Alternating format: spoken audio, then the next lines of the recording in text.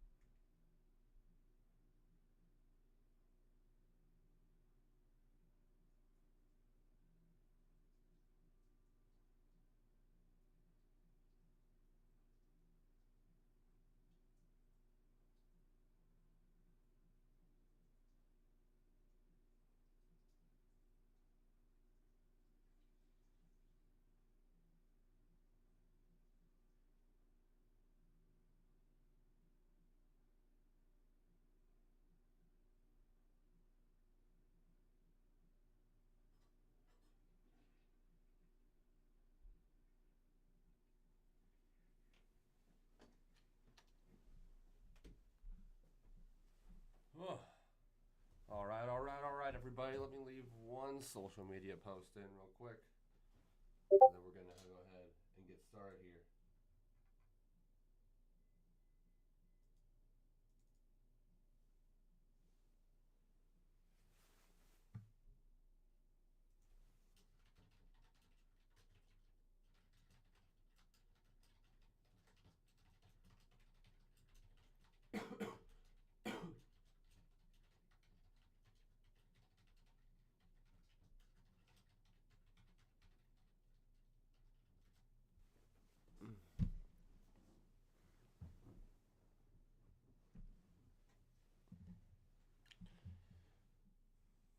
All right. Hello, everybody.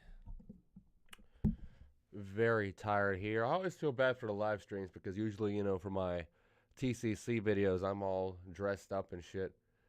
For my live streams, I'm usually right out of bed recording, and I look like a dude in glasses with like a really with a really wrinkled shirt because I just slept in it. Actually, I just put this one on so we could record, but you know what I mean. I'm very tired right now, but here we are. Hello, everybody, and welcome to our second day of AMIDST the Havoc here at the Combot Collective, bringing you everything you want to know from the world of robot combat, from heavyweight class to fleetweight class, from BattleBots to the live circuit. And we have our qualified robots. We have our champions. We're going to be going over everything we talked about yesterday, all of our statistics, how robots did. We're going to take a look at the brackets. And we're going to have some fun today. I can't wait for this. Very, very exciting event. I think it lived up to the hype. I think some unique stories popped up during the event. I don't think we anticipated. I knew about the whole loophole thing coming up maybe being a problem, but I didn't realize it was going to be this crazy. You know, we were going to have 2 of our qualifiers be loophole-style robots, and now people online are getting all pissed off about it. I definitely think there's some room to change there with the rulings, how the rule book is all set up, all that jazz, but we'll cross that bridge when we get there next year. We got to get through this November finals first. And speaking of the November finals, shouts to all of our champions. One from Brazil, one from Seattle, and one from MRCA. We love to see it. I feel horrible, but I'm not exactly too sure about the name of the 3-pound champion. I only watched it the entire day yesterday. No, it's part of the Mud Skipper line. No, it's YO Robotics. You probably want to see what I'm looking at. There we go. Monkfish. That's what it was called. Honestly, I mean, I don't know. I watched the whole stream yesterday, and I feel like I didn't see much of Monkfish or Warheart on stream. So that's a little bit trippy. That's usually how it goes, though. You know, you don't think about these robots being big-time point scorers, and they make it far anyway. And you got to work your way around that. Monkfish defeated Warheart in the semifinals. We saw Synthesis and Booty Brigade. One of the best fights of the entire day, gotta say. Everyone pretty much wrote it in, chalked it up as, oh yeah, Booty Brigade definitely winning this entire event. Probably winning November as well. And Synthesis said, wait a minute. Hold tight on that. Synthesis finally, I mean, we've seen it qualify before. We've seen Synthesis 30 do well. It's obviously a great robot, part of the Team Shredded family. I don't think they expected that. I don't think they expected to make such a great run, almost winning the whole thing. A little bit of a freak accident there in the ending. You know, one solid strike from a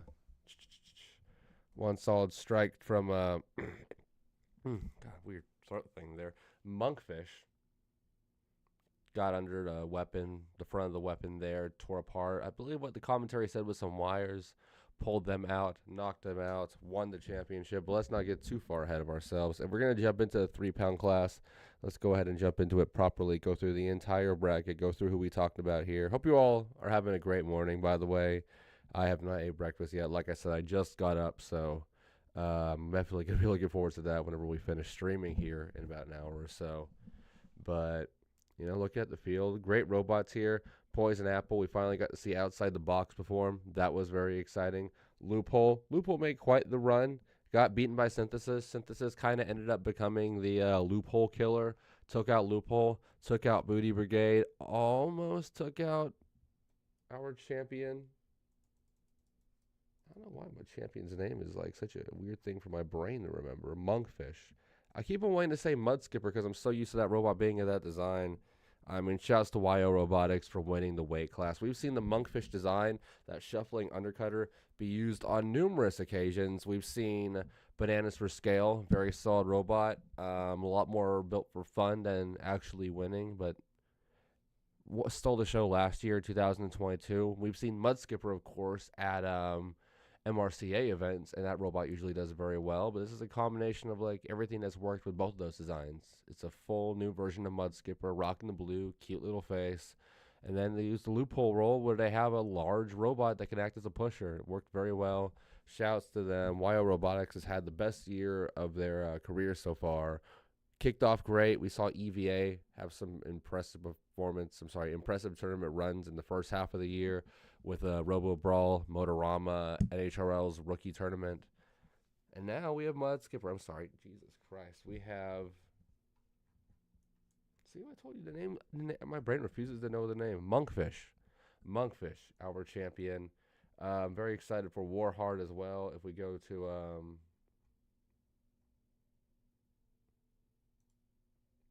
Never mind. For some reason, I thought Warheart was... no, that's where it was. It was in the non-qualified team list. I guess we can take a look at this first. What these robots... Which of these teams did end up qualifying after everything that happened? You know, we saw Seems Reasonable Robotics. Doc did awfully, if we can be brutally honest. We talked quite a bit about it yesterday. The Omni wheels looked great. The design looked great. The eyes were fun. Aaron Hill behind the wheel. We got to see it fight once. It got its ass handed to it. It landed maybe one strike with its hammer saw. That was it. That was that. Dutch Oven did a little bit better. Let me find Dutch Oven here exactly, see where it went in its run. Didn't have the best qualifier, but still managed to make it into the tournament. and lost to what looks like lost to Yes Chef. Our friend Alex Pezza lost to him in the very first round of the main tournament by tap out. Very impressive. Yes Chef, of course. Great tournament. It's a shame they didn't go too much further here. Looking at what we're dealing with in this matchup, they lost to Confidently Incorrect, who ended up losing to Half-Life, who ended up losing to Warhard, who of course went on that great run. Warhard, the only robot here for Team Juarez, all the way down at the bottom. Maybe the only Texas representative in the entire tournament at all three classes. Warhard really lived up to the hype. Got a massive win in the third place playoff against Booty Brigade. That doesn't make Jonathan Juarez feel good about, this November event upcoming. You can defeat Lynx, you can defeat Droopy, maybe even at once. That's a robot to watch out for. And it's a shame we didn't get to see a lot of them on stream because it seems like they had a pretty good run, all things considered. They defeated Sad Octopus. No, I'm sorry. They defeated Scotty Scrambler. They defeated Liberation. They defeated two new Noob Tubes. They defeated Half-Life. These are robots that we've heard of before. They defeated IDK WTFID. Who, by the way, did they qualify? I feel like they qualified. Lost to Monkfish. And yeah, let me see this, because I could have sworn I remember them saying that IDK WTFID qualified. Who else was in the final 8? Yeah, it was higher ranked than Impact. Voxel. Synthesis had already qualified. Chubby Unicorn had already qualified. So yeah, that makes sense. IDK WTFID, which I honestly cannot tell you what it looked like. I want to say it was a drum bot. When you watch so many robots in an event like NHRL, stuff just warps away from you.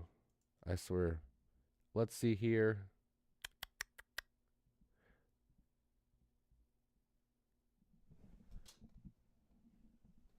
Following through here. Let me get y'all what y'all are saying.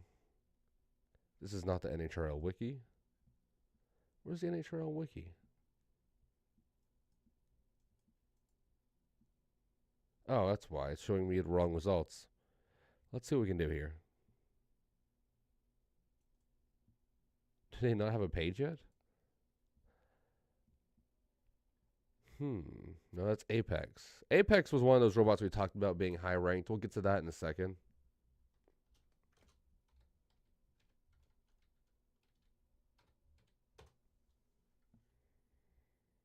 Yeah, okay, it is a very traditional vert made by Kevin Biani.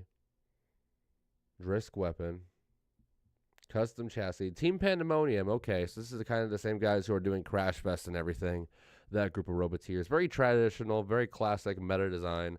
Kind of like Kickstart, who you already seen qualify for the NHRL finals. That's a robot we're going to be seeing this upcoming November. Very excited for the finals. We'll be all over that like everything else. Let's go ahead and go back to our non-qualified teams, though. Keep running over those robots that made it, robots that didn't. Riobots, of course. Very great performance. We'll talk more about the robots that had qualified later. They went 2 for 2, though, qualifying their robots in.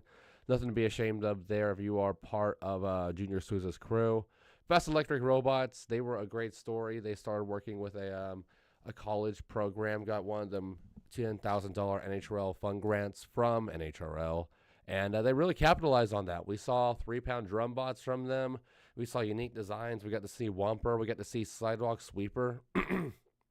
Still calling it that. Sidewalk Slammer, who lived up to the hype. There was a couple unfortunate matches on their lineup, but still very impressive performance by them.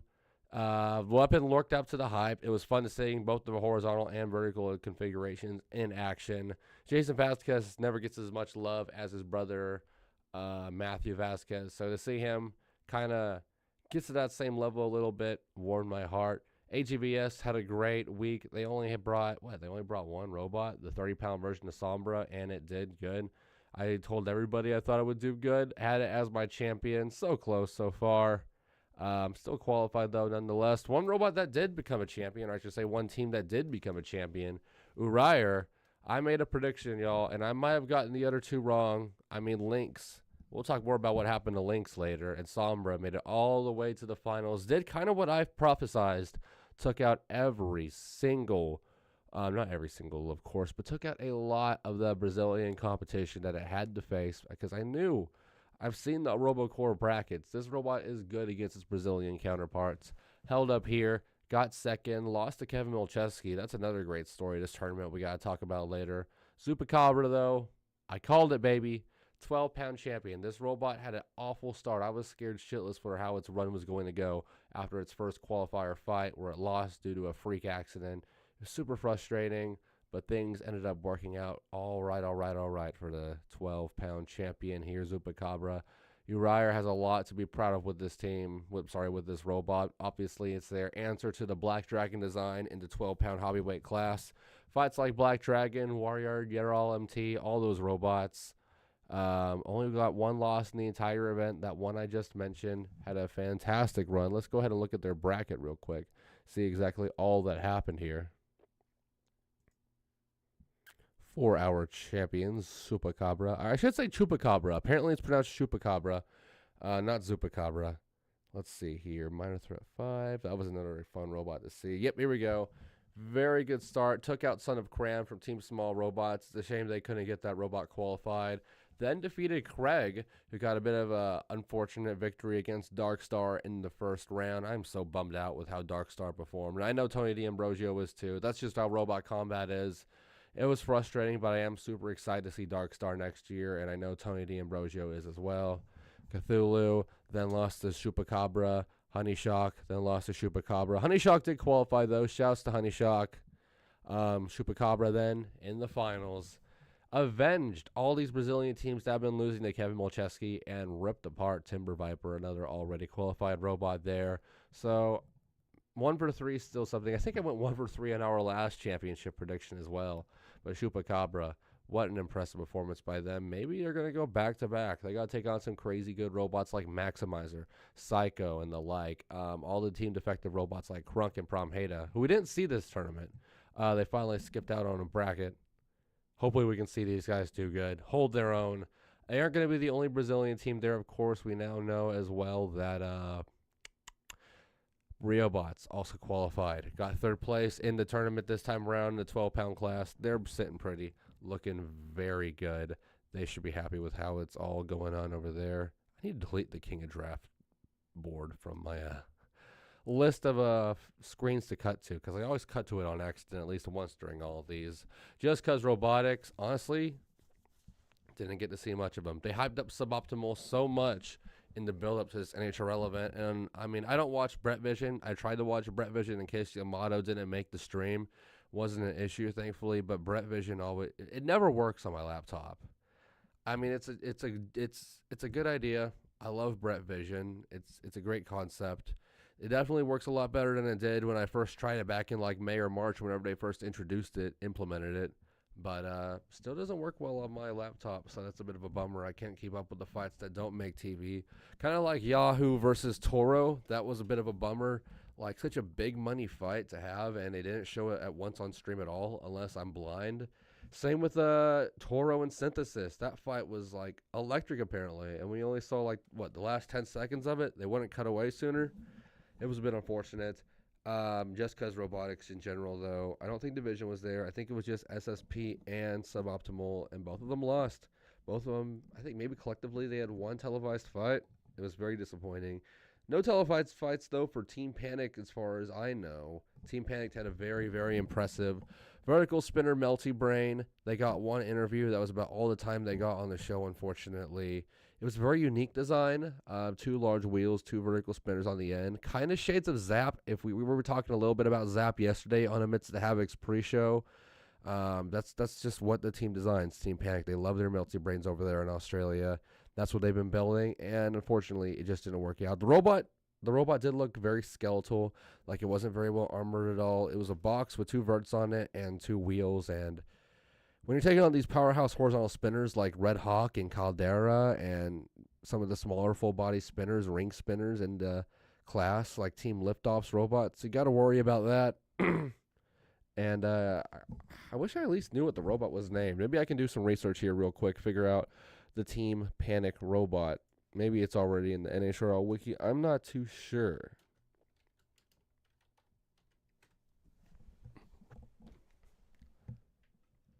Let's cut back here to our main overlay.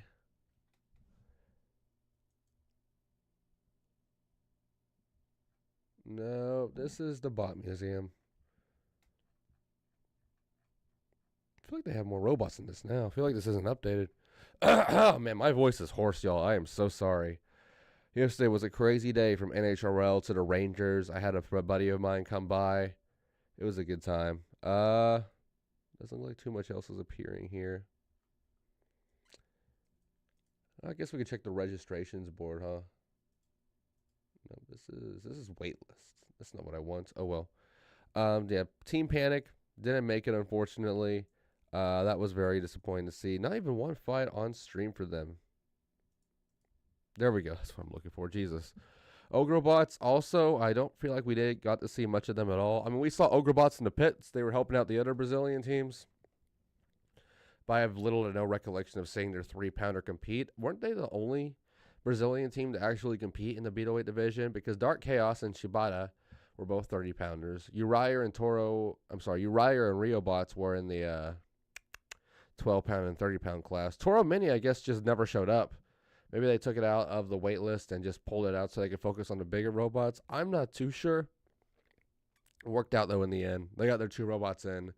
Who else is here? Last team to really talk about here, Sleepy Anime Girl Club. We've gone over it a ton, of course, on TCC over the past week. We talked about, high-ranking, non-qualified robots. Chainsaw Kitty sitting right there. By the way, good transition here. Let's take a look at this. These are not like, because you look at the other high-ranking robots in the other graphics I made, these 2 here, there's a lot of double... I see what I'm done wrong here. 1 second.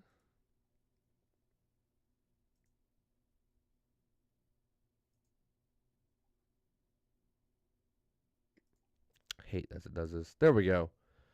Talking about 12-pounders that haven't qualified yet. We got some higher double-digit numbers here. 24, 42, 49 in the 30-pound class. 29, 32, 34. Beetleweight's not the case at all. All these robots are very, very, very highly regarded in the 3-pound class. We saw Eruption go out kind of early, if I remember correctly. Fireball, of course, I put it in my bots to watch list. Really didn't live up to the hype at all. Had a very poor run, all things considered. They just haven't been able to figure out the NHRL design like they have the heavyweight design. And honestly, a miracle they figured out the heavyweight design as quickly as they did in comparison. But that's what the team's known for. BNS's bread and butter, the heavyweights, Brian Boxall, all of that. Eruption made it through the qualifiers and lost to Loopy in the very first round. Loopy's going to be something to worry about for sure. Ended up losing by knockout to IDK WTFID, so that's a reason to watch out for that robot in the NHRL finals if you're both the Booty Brigade and Droopy. Really am shocked that both Loopy and Lynx. Yes, Lynx. We got him right here out of the tournament altogether.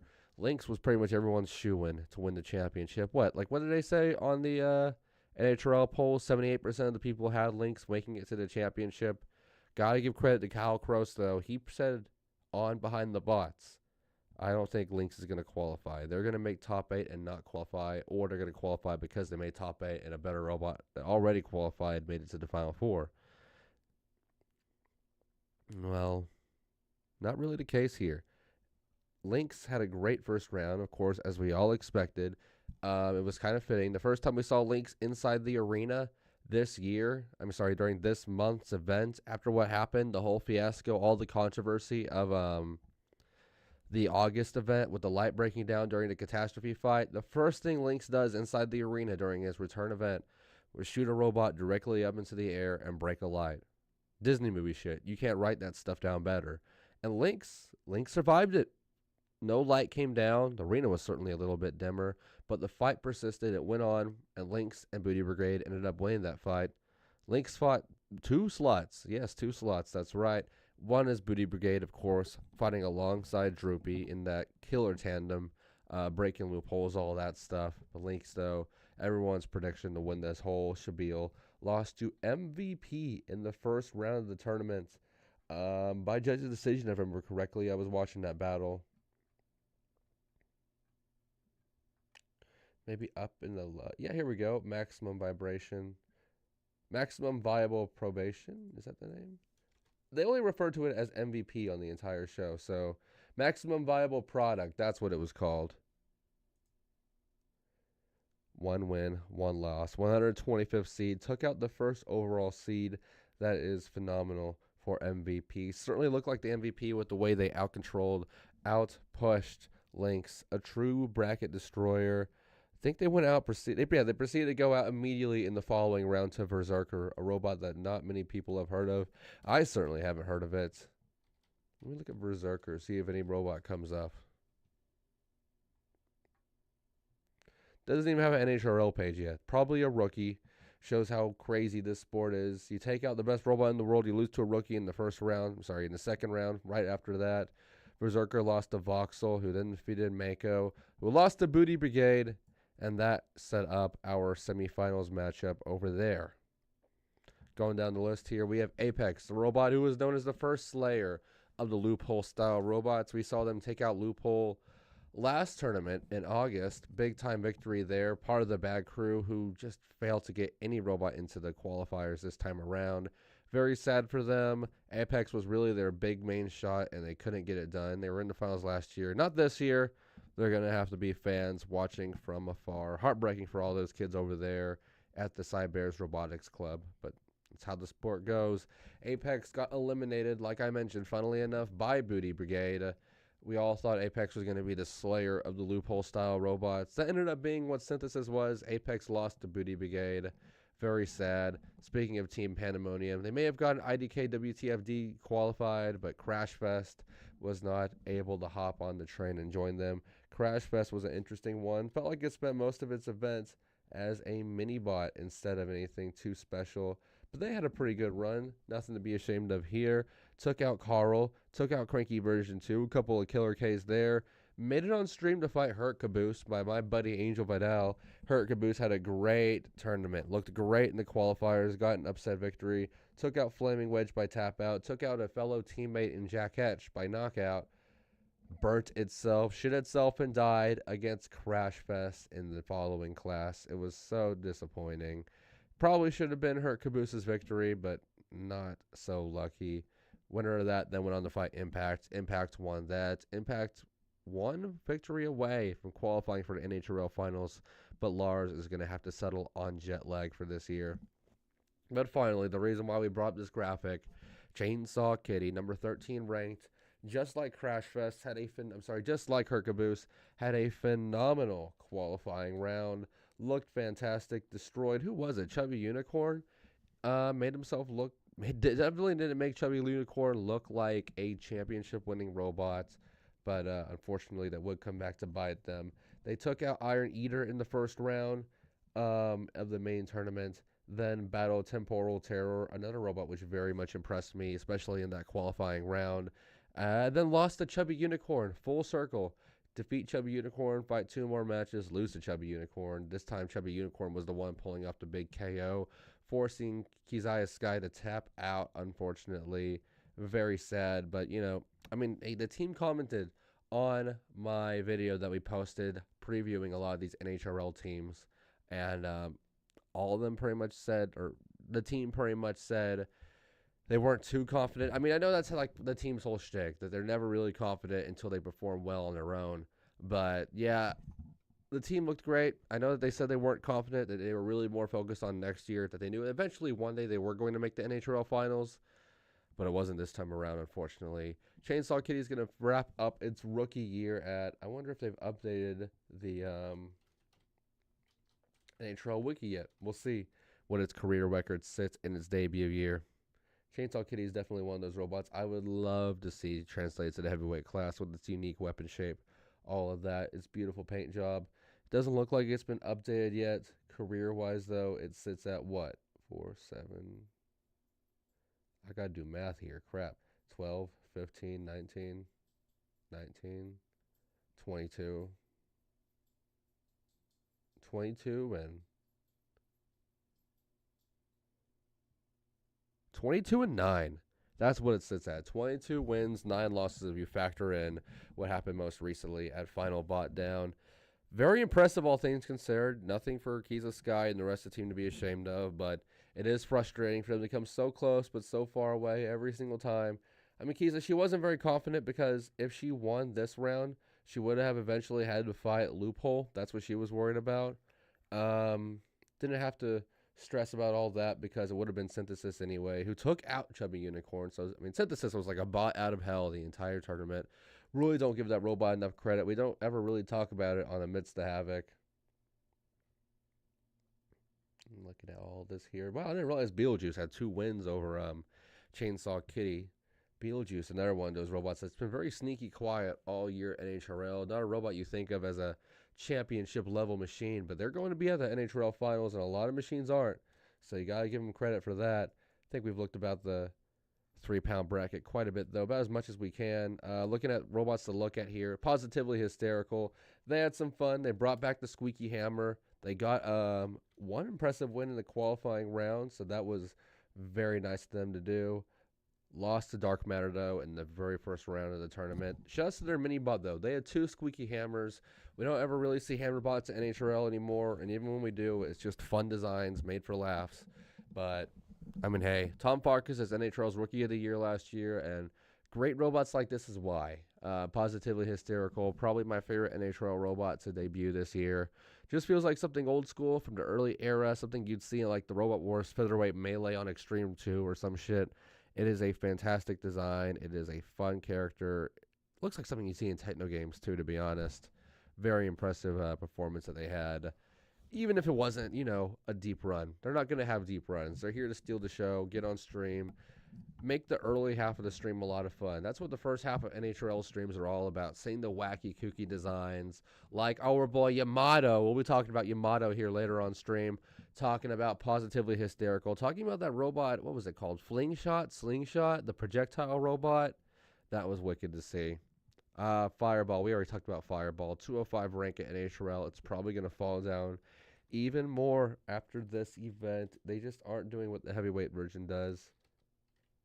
Was Fireball even make the tournament? Nope. Yeah, it did. Fireball made the tournament and lost to Newbert in round 1. Shouts to Newbert. I know they're a very energetic team. Stag Beetlebot lost to them as well. You know, we haven't seen too much of Stag Beetlebot this year, despite their decently high ranking. Not high enough, though. Let's go ahead and jump over to the 12-pounders. Talk about them a little bit. We've talked about the 3-pounders a lot. Big shouts to all of our robots which qualified for the finals. IDK, WTFID, Booty Brigade, Warhard, of course, and Monkfish. YO Robotics leaving with another golden dumpster. They started the year with a golden dumpster in EVA. They leave it with a golden dumpster in Monkfish. 2 first-time robots fighting NHRL. They both did great. Made MRCA proud. But yeah, let's hop over to them 12-pounders now. We talked about Chupacabra. We talked about Sidewalk Sweeper. Minor Threat 5. Really did think this robot was going to go far. I believe in the NHRL July event when they showed up, before I realized Derek Tran was driving, I had Minor Threat 5 winning that championship. Really thought Minor Threat 5 was going to, at the very least, lock itself in for a playoff position. Some spot in the finals. No dice. We'll go ahead and jump over to that 12-pound bracket real quick. See what Minor Threat did. They looked great at first. Took out a lot of robots representing the team with Luke behind the wheel. Took out Sidewalk Slammer by tap out in the first round. That's a good reason why we didn't see too much of it in the latter half of the stream. Took out Puzzle Minen, the cluster bot, which shut down Baby Grim earlier in the qualifiers, but then lost to Toro Jr. For some reason, I thought it was Chupacabra. My apologies. It was Toro Jr., another Brazilian powerhouse, another great robot. And it's a shame. Minor Threat 5 wins that matchup. They qualify for the NHRL finals. But because of that loss, it instead ended up becoming Chupacabra, Honey Shock, Toro Jr., and I want to say, but did they qualify? Maybe they did qualify. Let's go to the finals.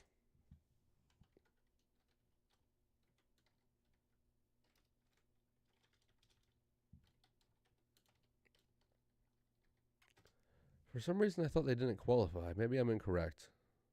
Hey, Bot Jammer. I don't know if you were here earlier, if that message was from a while ago. Bit more of a chill stream, not as many people here. That's fine by me. I'm very tired, so I don't know if I want people to see me how I am right now. I feel like death warmed up. Minor Threat 5, did they not make the finals? I feel like they would, because Timber already qualified. Honeyshaw qualified. Toro qualified. Buzzkill already is in. Cthulhu's already is in. Maybe they did qualify. Maybe I'm making a mistake here. When I finally got to see who qualified, it was so late. I felt like I was falling half asleep by the time I was watching the final matches go down. I wasn't watching them live. I had to stop a minute to watch the Ranger game. And when I came back to watch the rest of the tournament, there were like 4 hours of stream left, and it was like, what, already 10, 11 a.m., p.m., my apologies. So yeah, I was definitely nodding out near the end, skipping some segments, but very impressive still. Very great tournament. Had a lot of fun watching it. Lived up to the hype. But I'm getting off tangent here. Guess Minor Threat 5 may have qualified. I hope so, because the team certainly deserves it. It is a Motorama champion. Would have been very sick to see Chupacabra defeat both the I'm sorry, would have been brain fart there, boys. Would have been sick to see Chupacabra defeat the other event winner outside of NHRL and Minor Threat 5, Robocore champion versus Motorama champion. Maybe we'll see it at NHRL finals. Only time will tell. Other 12-pounders to talk about here. Baby Grim. Baby Grim representing India for the first time ever at NHRL, even though the Captain Yash has been in the U.S. for quite a while. Numerous fans in the chat from India and around the world at the NHRL event. Some people giving this robot some flack because of the numerous times that they had to pull out of the competition last minute. I'm not trying to give them that flack. Apparently they were dealing with some parts issues, some custom issues building the robot, and that stuff happens in robot combat, especially right now in this post-COVID environment. Things are always on shortage. These things happen to happen. How did Baby Grim do though? Baby Grim in his first fight, I was very stressed. I was like, did we really have all this happen just for the robot to start breaking down, sputtering and breaking again? Thankfully, not the case. First fight against Plusle and Minum, one half of its drive didn't work. The weapon only worked half the fight. It was a wash. Baby Grim got eliminated from that round.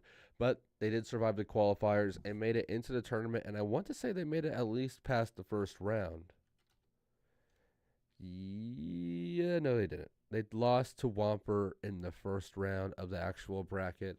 But hey, if you're going to lose to somebody, lose to the BattleBots teams. Lose to someone with that big money acclaim. And hey, we've talked about it before. Matthew Vasquez, one of the 5 best drivers in the world. You had to know that he was going to drive Whomper to the promised land. This isn't like Whiplash. This isn't the repainted Whiplash we saw at RoboGames. Whomper is a 2-wheel drive horizontal spinner. And there's some exposed areas on Baby Grim that probably got taken advantage of. Some likely destructive hits. And that's probably what set it out. Whomper didn't go too far, though. Lost to its fellow horizontal spinner, Buzzkill, in the second round, who then lost to Timber Viper, setting up our bracket. It's a shame Whomper and then the Vasquez boys qualified, but they still had a very honorable performance, coming all the way from the state of California to do what they did. Nothing to be ashamed of there. I think that's about all we have to talk about here with our heavyweights to watch, or I should say hobbyweights to watch. My apologies. Looking at some of the other robots that were high ranked that didn't qualify or maybe did qualify. Only 2 of these robots did qualify in Minor Threat 5 and Toro Jr. Toro and Riobots, very impressive run for them, all things considered. They got 3rd place in both the classes they participated in. They just came so close, so far away. Oh my God, my voice. Maybe the stream isn't going to go as long as I thought. My voice is trying to tap out on me here, dude. It's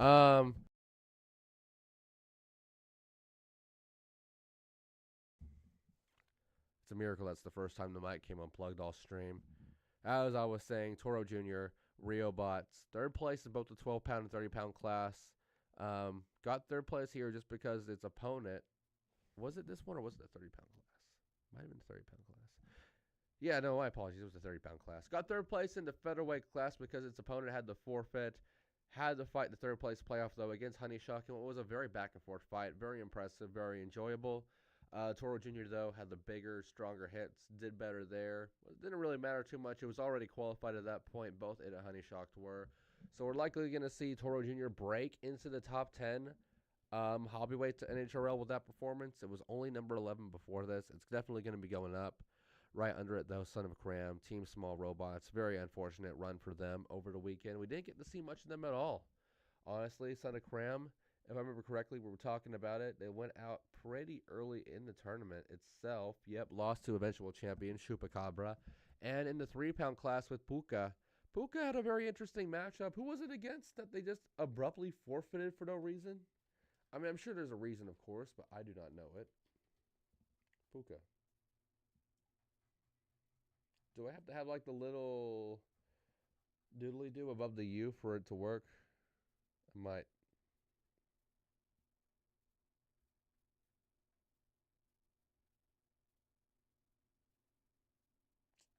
Let's go to that.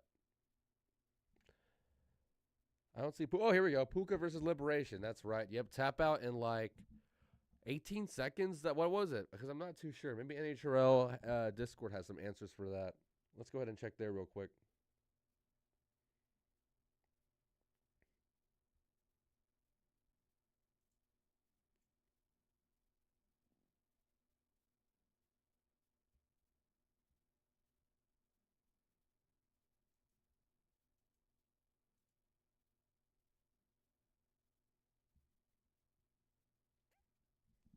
Looking at some of the robots here.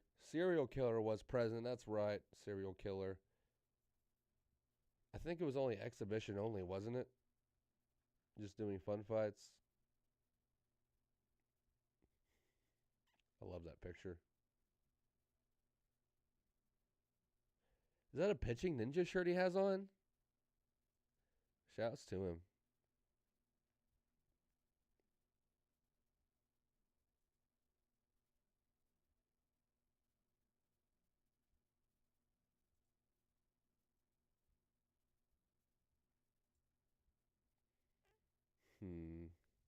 Yeah, let's see here.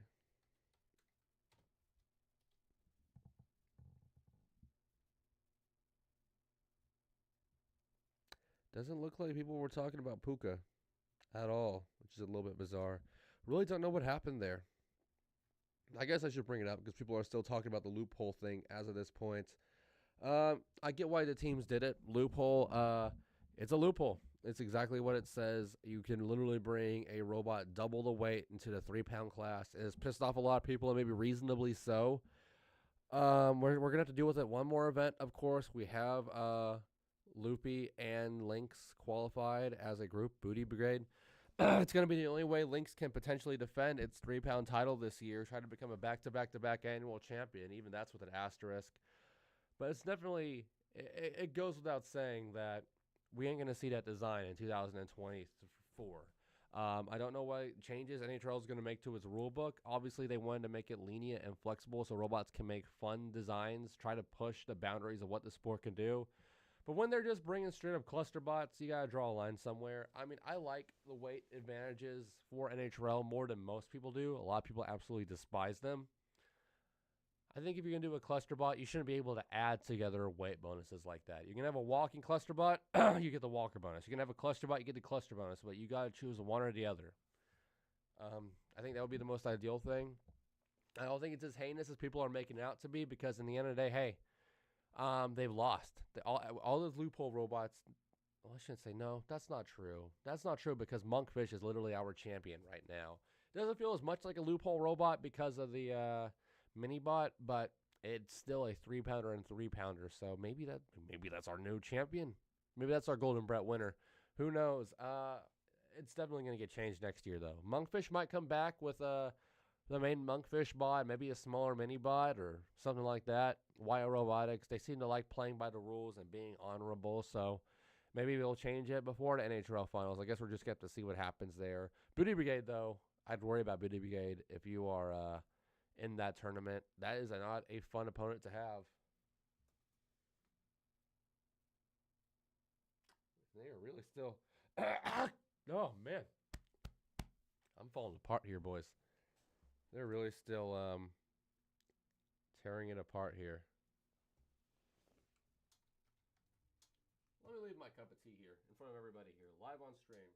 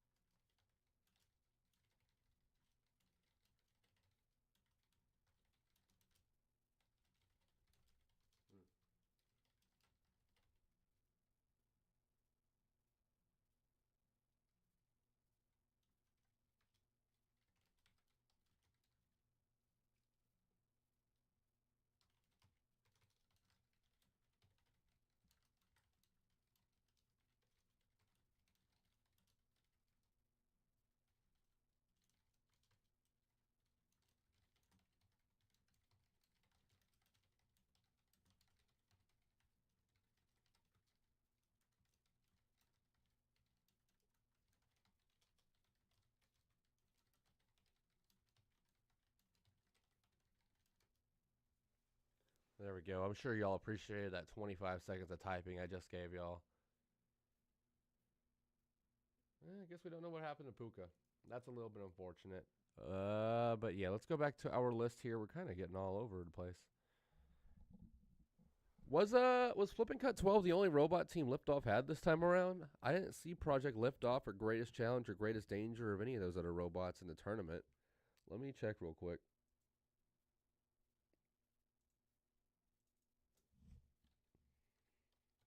That's the trippy thing with NHRL. These streams I do after the fact.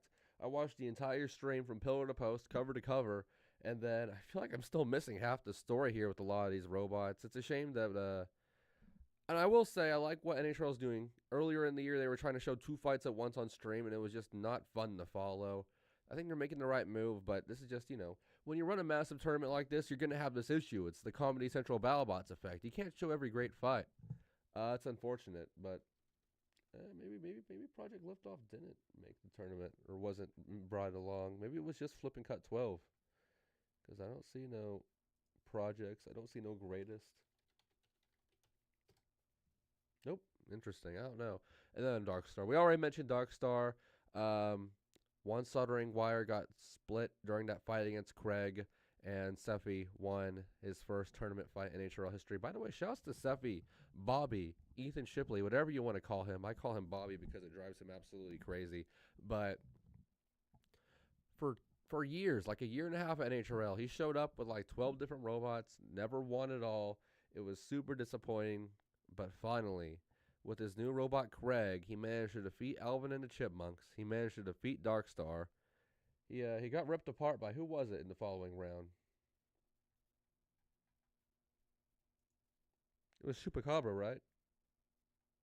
Yep, it was Chupacabra by knockout. So, it's good luck ran out eventually, but hey, Seffi can at least say that he left with a winning record at this NHRL event. 2 wins, 1 loss. Nothing to be ashamed of there.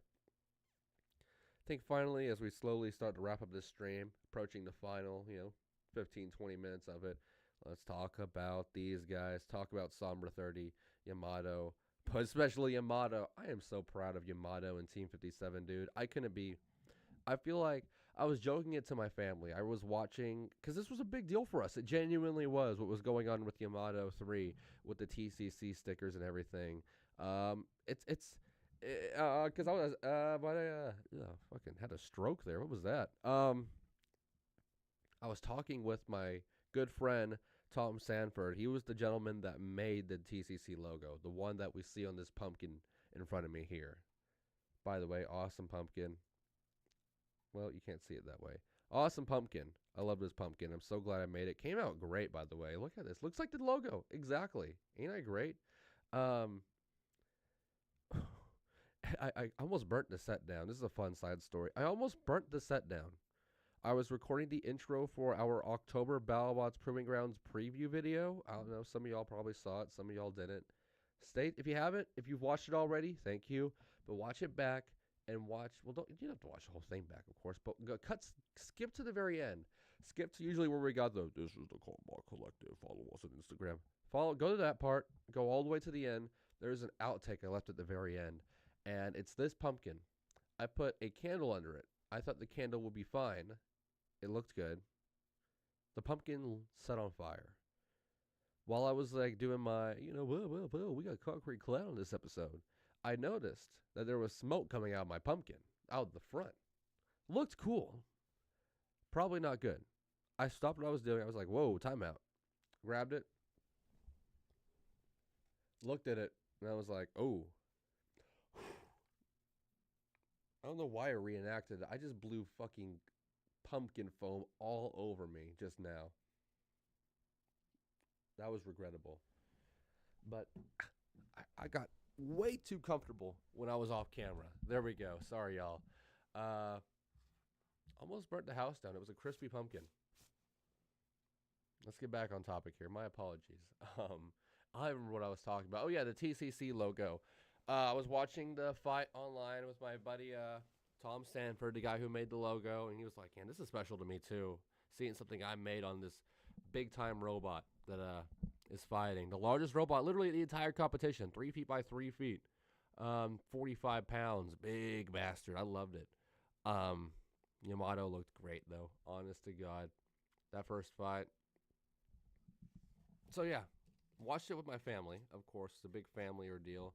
Made a post about it on Facebook. Got a lot of support from family and friends. Thank you all y'all who gave me some love for that. Uh, First fight though was against Team Uriah. I remember even told like my stepfather's like, oh yeah, no, our sponsored robot's gonna go out there and we're fighting the Black Dragon team. I guess good luck to us because I don't think this is gonna go well. And it was pretty scary fighting Quayo. Flamethrower worked great. Robot looked great. Thought that was going to be it. Thought it was going to be very similar to the Vorion fight where it was just going to be awkward pushing and shoving. And the vertical spinner on Quayo really wouldn't know what to do. Not the case, fortunately. Yamato ended up pretty much putting Quayo into a chokehold. It was very impressive. And held him there. You know, obviously this wasn't supposed to be entanglement, but it definitely tangled up Quayo's weapon there, held it down, flipped it over. They had to spend a good 5 minutes getting these two robots unstuck, which was a blessing in disguise, by the way, because that was a whole 5 minutes that camera was asphyxiated on our TCC logos. I was a fan of that. TCC looked great. I can't believe we were on a robot, man. I'm still giddy about it. It doesn't feel like a real thing, honest to God. They got the robots separated. I'm all over the place right now. It's way too early. Got the robots separated, pulled them apart. They kind of pushed each other around for a little bit, and then that was time. And I figured that was it. It's like, all right, that's cool. We got our one fight on TV. We did it against a top-tier team, an elite BattleBots level crew. We were on screen for like a whole 10 minutes because of the unstick. Nothing to be upset about. We won. We freaking won. I was so stoked. I was so excited. And there were some whiny people online. Like there was Business Cat and all those people that are usually upset about something. They were on there. They were like, "Oh, this is this robot's where we allow entanglement devices." It's like we've seen this robot fight 4 times in its NHRL career. This didn't happen against Sake Stroven. This didn't happen against the robot that ended up beating it. STF. This didn't happen against, who was it last year? Vorion, last month. Vorion, it happened against Quayo. Quayo was the perfect design to get tangled up in that rebar steel wiring that surrounds the robot. Is it unfortunate? Yes. Did it make for the best fight? Maybe not. But, I mean, I enjoyed it, obviously. But it didn't matter because my boy Yamato 3, Team 57, Alex, all those awesome people over there, they were on to the Sweet 16. Only 2 more wins, and we somehow made it to the NHRL final.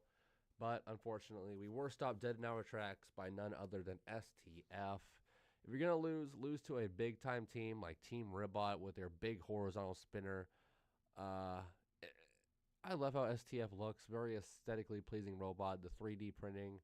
Honestly, because of the fact that STF is pretty much all plastic from the shufflers to the body, it really did make me think that we had a chance to get STF and we were going to melt down that robot and maybe just bring it to a halt. But unfortunately, Yamato's flamethrower wasn't working for the first half of that fight against STF. And by the time it was, STF had already knackered that robot up quite a good bit. Still a very impressive run by Yamato. Like I was saying to my friends, I felt like a proud father-in-law, honest to God. I was so stoked. I think I did a shot with a couple of people after it was officially confirmed that Yamato was a victor. Had to celebrate somehow, some way. It was a lot of fun. Glad I got to celebrate that victory with my friends and family. Glad I got to celebrate that victory with Alex and the rest of Team 57 crew because, I mean, that's just special. Really is, honest to God. They come here with these fun robots. They come here with these fun robots like Darthbot and Yamato, and last 2 events, they've kind of shocked the fans.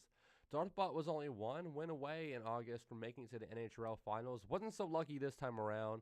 Got obliterated by Chonky in what was a very fun battle. But Yamato got the TV time, had 2 great 3-minute fights. Nothing to be ashamed of. Made great TV.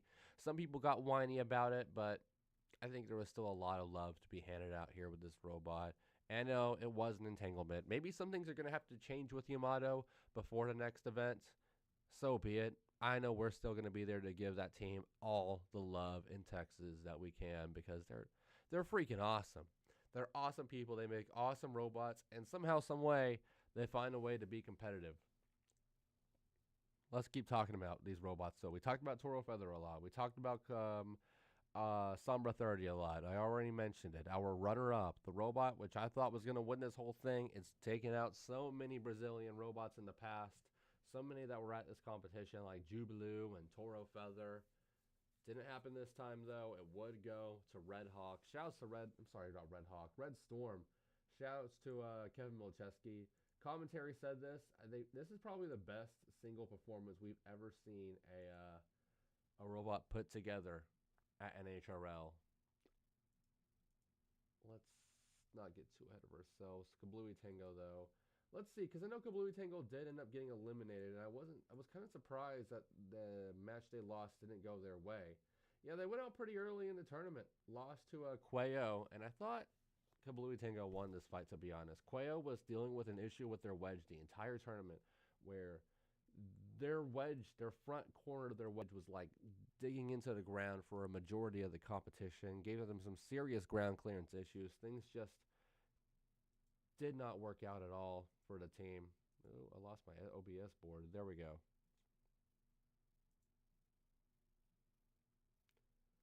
But somehow, some way, they won this Kablooey Tango fight on a judge's decision. I thought that was all Kablooey Tango, but Quayo needed it more, so that made me happy.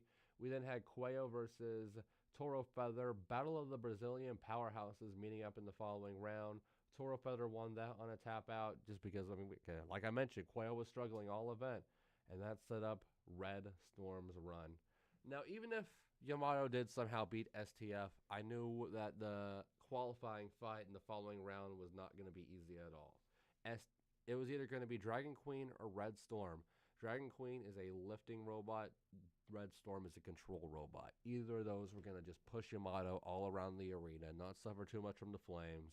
And that was it. That was that. It was going to be frustrating. But fortunately, we didn't have to deal with that. Red Storm ended up beating Dragon Queen. STF ended up beating Yamato, unfortunately. STF lost to Red Storm. Very impressive there. Red Storm pushing a robot around. Like 50% heavier than it. Very nice. And then against, what was it? The Toro Feather fight. They turned off Red the Brick. First time since I've been doing TCC that I've seen a robot finally do that. That was very impressive. I mean, what overall, Kevin Milcheski left with a golden dumpster and $2,500. That's the most, I believe, a team has ever gotten at a non-championship event at NHRL. $1,000 for the championship, $1,000 for turning off Brett, $500 for the second place at the 12-pound class, and maybe more monies to come. I'm super happy for Red Storm, though. If you remember tournament before last, I think it was like the one in July, I want to say, maybe June. Red Storm was there for the first time. It made it to its qualifying quarterfinal match and lost a very bad judge's decision. Screwed it over, missed out. They didn't have a good event in August, but September they turned it all around and are now our 30-pound champion. The first ever 30-pounder to win that isn't a spinner. The third ever non-spinner in NHRL history to win a golden dumpster. Very impressive. We are going to see two non-spinners come into the NHRL finals as champions. Supreme Ruler and Red Storm. And we got so many more like Timber Viper, among others, Ratfish, also representing the ControlBot cause. It was impressive. And I think a big reason why they did so good, I talked about it before on T.C.C, and they brought it up on NHRL. These Brazilian teams, what was a large bulk of their run, you know, these big challenges, Brazil aren't really fans of the control bots. You go to Brazil and India as well, to be honest, you will see nothing but vertical spinners and a smattering of horizontal spinners like RIP, like Chibata, like Jubilee. It's mainly a house of birds, maybe a couple of push bots. That's usually the only thing they have in terms of, you know, control bots over there. They don't really have the suplexing machines. They really didn't know what to do against these robots, and it showed. Especially in this 30-pound class with Red Storm defeating the likes of, you know, Toro Feather, Sombra 30. Probably would have defeated Jubilee as well. Jubilee had the forfeit after its loss to Sombra 30. Sombra just tore it apart.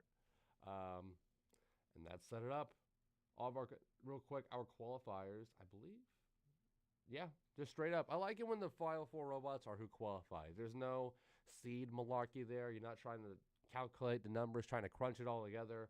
Red Storm qualifies, Sombra qualifies, Toro Feather qualifies, Jubilee qualifies. That is for elite teams that we haven't seen make it in yet. Actually, that's a lie. Team Bad Ideas made it in with Timber Viper the month before. That's 3 Brazilian teams, the 3 best Brazilian teams in the world right now. In Reobots, Uriah, and AGBS all qualifying in the 30-pound class. That's going to make that division electric. You factor in those 3 robots plus Shibata, it's going to be a fun weekend at NHRL in November. And speaking of, I want to verify this. That's 3 Brazilian robots which qualified at NHRL in the 30-pound class. Chupacabra, okay, no, I was wrong. I said 4 of the 12 qualifying final spots would go to Brazilian robots. I was wrong. It was 5. Very impressive by them. They almost took half of them home. Almost took half of our qualifying spots home. That is super exciting. Chupacabra qualified. Toro Jr. qualified, along with the 3 we just mentioned. Sombra, Toro Feather, Jubilee. Kablooey Tango, not there, though. At least they're already in the finals. They're going to try. They're still going to have one more chance to try to make it 3 championships this year. Cap it off with maybe the biggest championship of them all. Take one look here real quick at all of our non-qualified robots. Chunky. I feel so bad for Chunky. I feel like they always come so close but so far away in all of these tournaments. They took on Vacatank in the first round. Knocked it out with the greatest of ease after a controversial matchup against STF in the qualifiers. But then faced Jubilee and Brazilian Power Baby. Jubilee took it there, and was that a qualifying matchup? Yes. So what is that? The 3rd time now that Chunky has lost in the qualifying matches? Came so close but so far? That has to be frustrating. But at least the Robo Jackets still have anxiety in the 30-pound finals. It's not going to be one of the best robots there, that's for sure, unfortunately. But it is going to be there. So watch out for anxiety at the November finals. Red Storm, we already talked about it. Federer ranked 27. It's probably going to go up to single digits after this event. Toro Feather, they'll probably go up to the teens. Sombra 30. All 3 of those robots in the middle have qualified. That's exciting to see. And they all aren't like, low ranked robots. Very impressive. And then we got Warlock. Man. I'm surprised Warlock fought twice this year. This event. I keep saying this year, dude. I'm so used to Valbots. I'm so shocked Warlock fought twice this event. The University of Maryland Leatherbacks vertical spinner, their signature robot, ranked 34 at NHRL. It's had some good runs in the past, but in its very first fight versus, who was it? Sombra? Who was it that murdered this robot? Yes, it was Sombra. Sombra 30. Go back and watch this fight if you're going to go back and watch any of them. Sombra 30 murdered Warlock. It was honest to God, Hypnodisc versus Splinter levels of bad. It was destructive. It was brutal. It was insane. And that's what put it up right there. One more thing to talk about here. I got to bring it up before we leave the stream. What, do y'all know what, I mean, no one's chatting, of course, so I'm talking to the air here. But, does anybody know what happened with the, that smoke plume during, like, the first 3 hours of the event? Had to evacuate the pits for like half an hour. That was insane. I don't know which robot it was. I heard someone say on the NHRL Discord it was a 45-pounder, which immediately I was like scared shitless that it was going to be Yamato. And I'm like, oh, great. Finally, I get to have my logo on a robot, and it's going to blow up before its first fight. Thankfully, not the case. Yamato was blowing up inside the arena, making fans of it, all that good jazz. I don't know what happened. I feel like I heard someone say it was the Emperor, which would make sense because the Emperor never fought in the main tournament. I do not believe. We got a forfeit right here on the bracket website. Can't see it, but there's an FF right here. Maybe it was Overvolt. Overvolt also forfeited. It was definitely a full-size robot. We could have had spare parts versus Darthbot. That's heartbreaking. We never got that. Quail versus Emperor. Maybe it was Emperor. Maybe it was Emperor because Emperor forfeited twice by the looks of things. What was Emperor?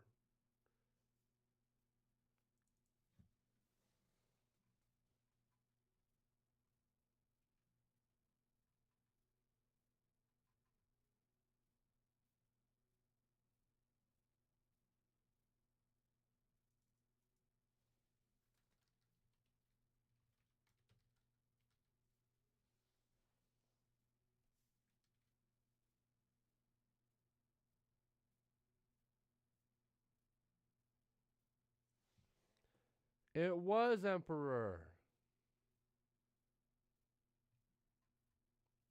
What does Emperor look like again?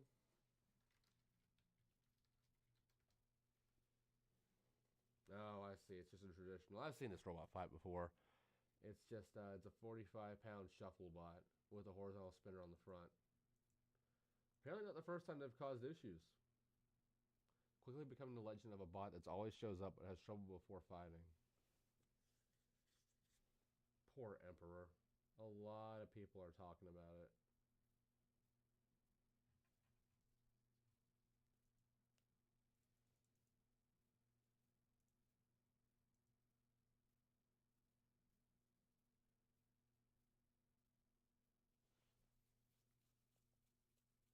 What can go wrong has gone wrong. Drunken peasants and raptors waiting on the catches for half an hour waiting to go down.